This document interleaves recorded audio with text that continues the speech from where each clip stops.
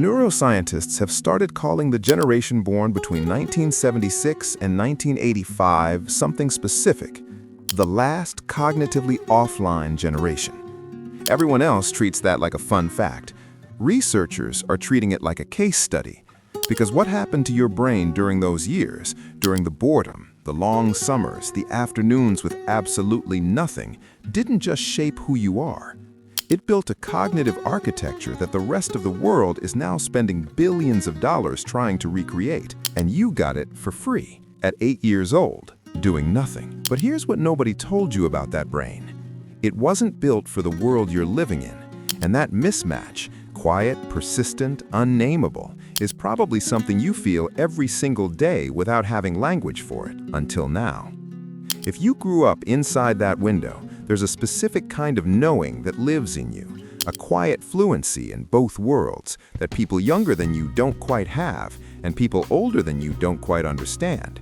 You felt it, the way you can go offline and not panic, the way you remember what it felt like to be genuinely uninterruptibly bored, the way you sometimes look at a screen and feel, underneath the habit of checking it, a faint and distant version of yourself who never needed it. That feeling is not nostalgia, it's neurology. But here's what most conversations about your generation get fundamentally wrong. They frame this as a loss, as if the internet arrived and took something from you, and now you're living in the deficit. That framing is backwards, because what actually happened to the brain that grew up without the internet isn't a story of what was lost, it's a story of what was built. And then, much later, what that building cost you in a world it was never designed for. There's a window in human development, roughly ages 6 through 15, that neuroscientists refer to as a sensitive period for executive function formation. During this time, the brain is aggressively constructing the architecture it will use for the rest of your life. How to manage attention, tolerate frustration, delay gratification, and sit with ambiguity without immediately resolving it. The brain is, in the most literal sense, learning how to be uncomfortable. And to do that work, it needs something almost no child has access to anymore. Unstructured time. Real unstructured time. Not scheduled play, not organized activity. Boredom so complete it almost hurts. For kids born between 1976 and 1985, that window happened in a world without algorithmic distraction. What it had instead was extended, unsupervised stretches of absolutely nothing. Afternoons that lasted forever, summers with no content, the specific agony of a Tuesday in August with nowhere to be and nothing queued up. Most people look back at that boredom and see absence. What the research actually shows is that during exactly that absence, something remarkable was happening inside the developing brain. When a child has nothing to do, the brain doesn't go quiet. It activates a network researchers called the default mode network, the same system involved in imagination, self-referential thinking, empathy, and long-range planning. It's the brain's background operating system, and for it to develop properly, it needs conscious, wakeful, unoccupied time. The kind where you're lying on the floor staring at the ceiling, or wandering the neighborhood without a destination, or replaying a conversation from 3 days ago trying to figure out why it felt wrong. That was the neurological curriculum of a pre-internet childhood, and you completed it. But the development story is only half of it. What happened when that brain hit the real world, what happened when that brain hit the present, that's where it gets uncomfortable. You weren't just handed a smartphone. You were handed a smartphone after your brain had spent its entire developmental period learning to operate in environments that rewarded slowness, depth, and sustained attention. And then the world told you to be fast, reactive, always available, optimized. You learned to read long things, novels, magazine articles, instruction manuals you actually read because there was no tutorial. Your brain built the circuits for sustained linear reading, what cognitive scientists sometimes call deep reading, during a period when that was the only option. Then, somewhere in your late 20s or early 30s, the culture pivoted. And now, if you're honest about it, long-form reading takes more effort than it used to. Not because you've gotten dumber, because the environment has been slowly, persistently retraining your attention system in a direction it was never wired for. That's not a personal failure. That's environmental pressure acting on a specific type of brain. But it creates something psychologists recognize as identity-level cognitive dissonance, a friction between who you know yourself to be and how you actually function inside modern systems. You think of yourself as someone who can focus, and you can, but you have to work for it now in a way you didn't before. And that gap between the self-concept and the daily reality is quietly exhausting in a way that's very hard to name.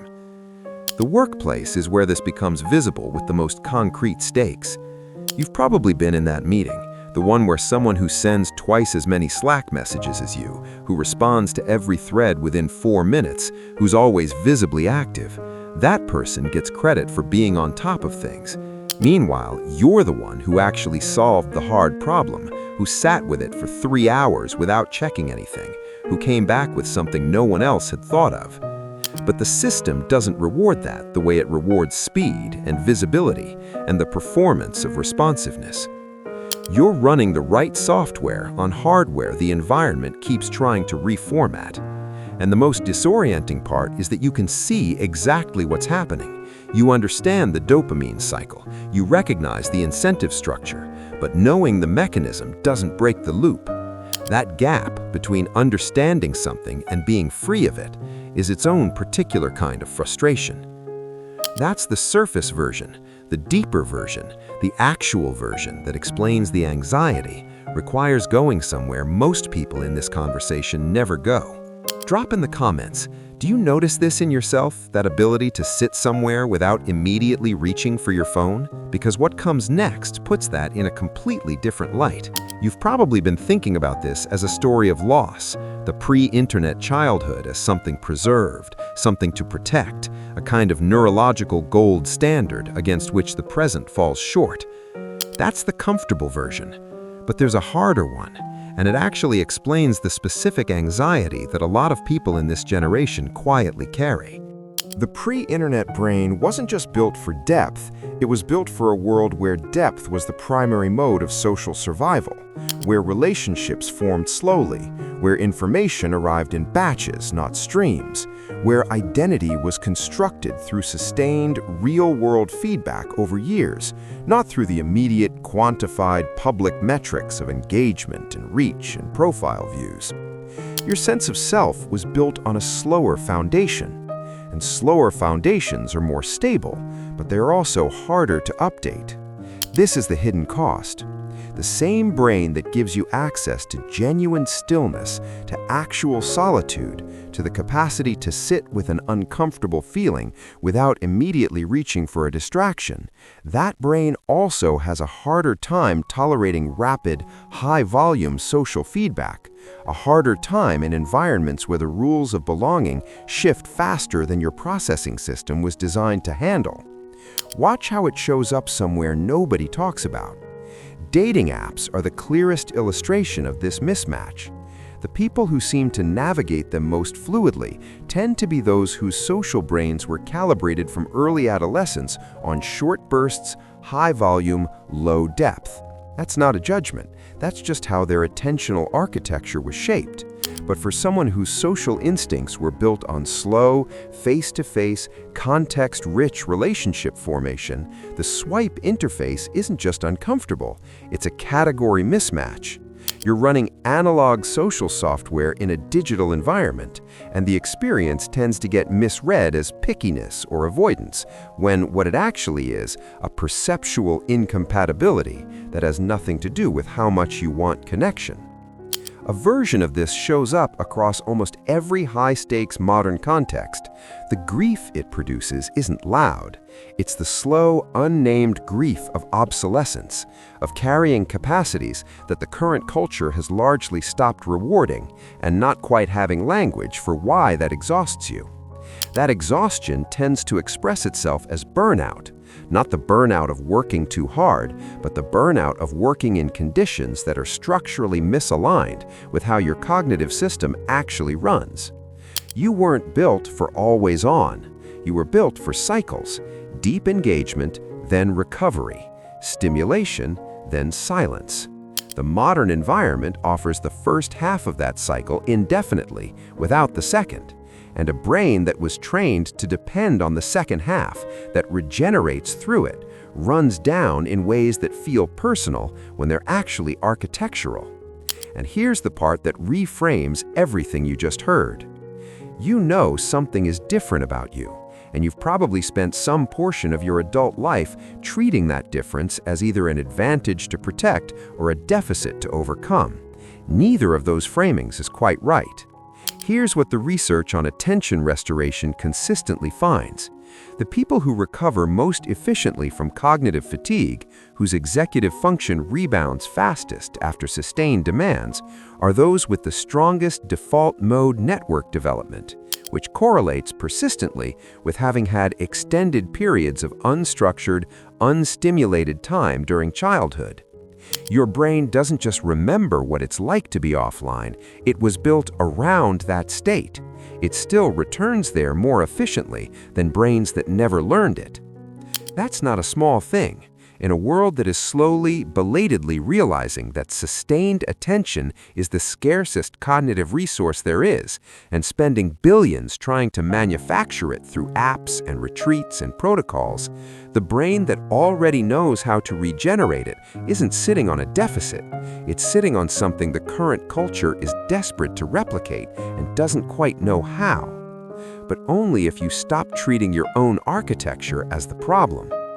The last generation with an offline childhood didn't miss out on something. They were built by something the culture is now paying thousands of dollars to approximate for a weekend.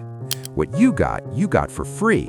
At 8 years old, lying in the backyard with absolutely nothing to do, and the whole afternoon stretching out in front of you, going nowhere.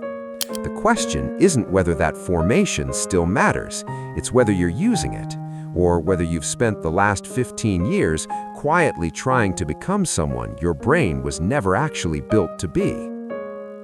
That kid lying in the backyard with nothing to do and nowhere to be didn't need fixing. And neither do you.